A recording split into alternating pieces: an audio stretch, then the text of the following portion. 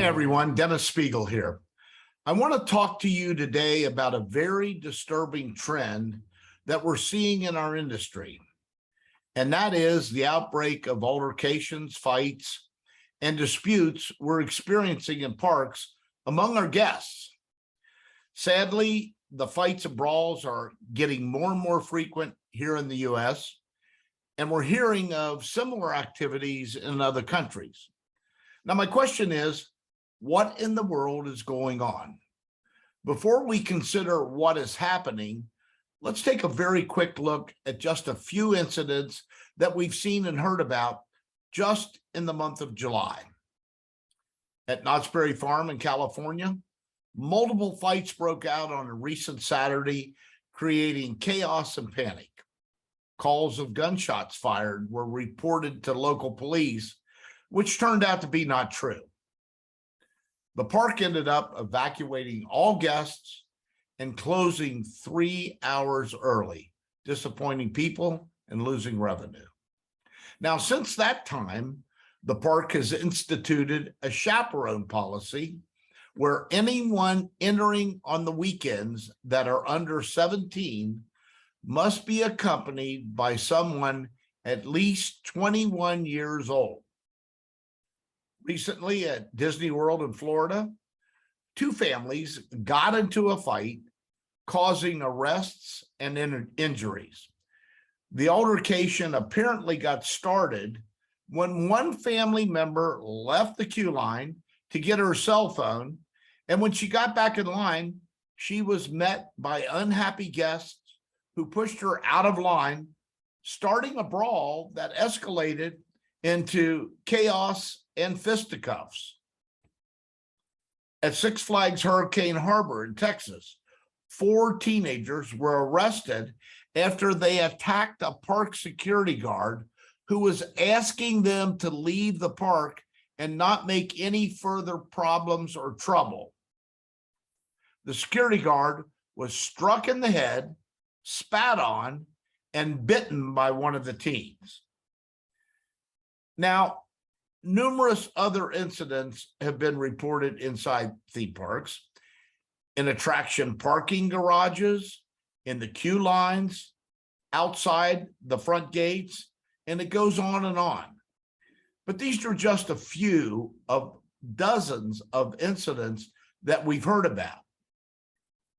There have been several incidents earlier this year, and there were quite a few during the 2021 season.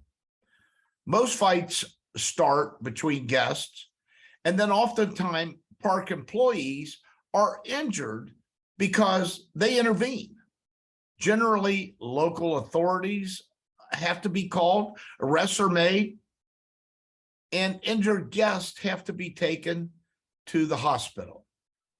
All of these altercations leave us wondering, why? What's going on? Has our clientele changed? Are we reaching more unruly teens or unhappy families?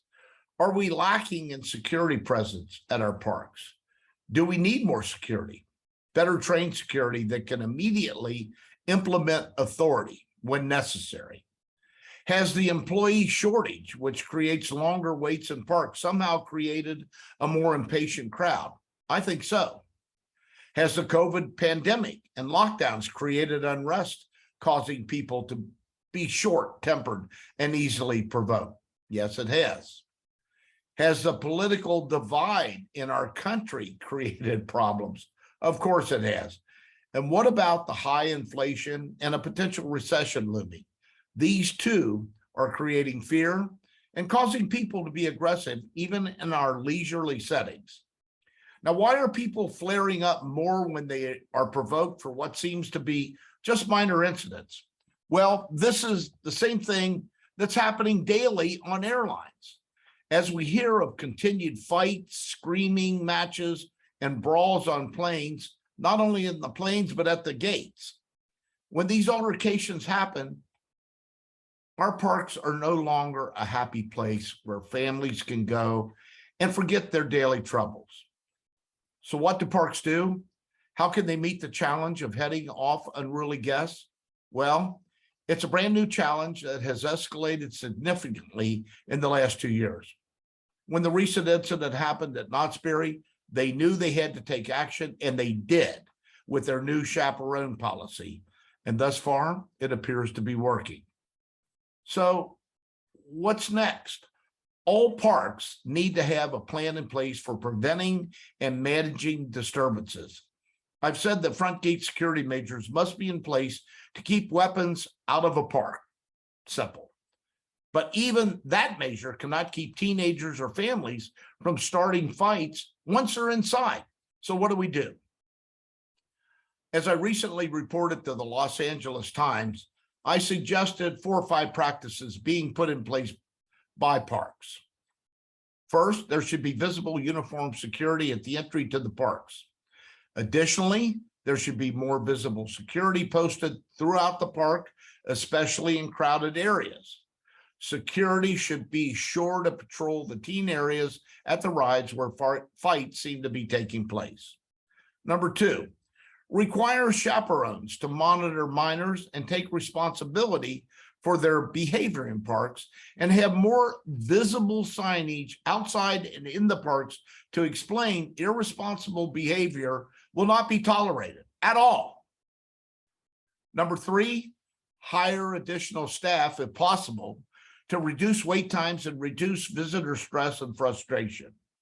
A lot of the problems happen in the lines where people can sometimes wait up to an hour or more. And number 4, last but not least, there should be stricter enforcement of theme park codes of conduct, which include ejections, bans, and even arrests in extreme cases. These actions send a message that if you come in and create a problem, you're not welcome here and you're going to be removed. Remember, we are the last bastion of wholesome family entertainment. We have to do everything in our power and within our industry to protect our image and our reputation that we've established and have been known for since the creation of Disneyland in 1955, 67 years ago. For those of you who don't remember, in the late 50s and 60s, a lot of amusement parks went out of business due to unruly guest behavior around America. We must act now. We do not want history to repeat itself.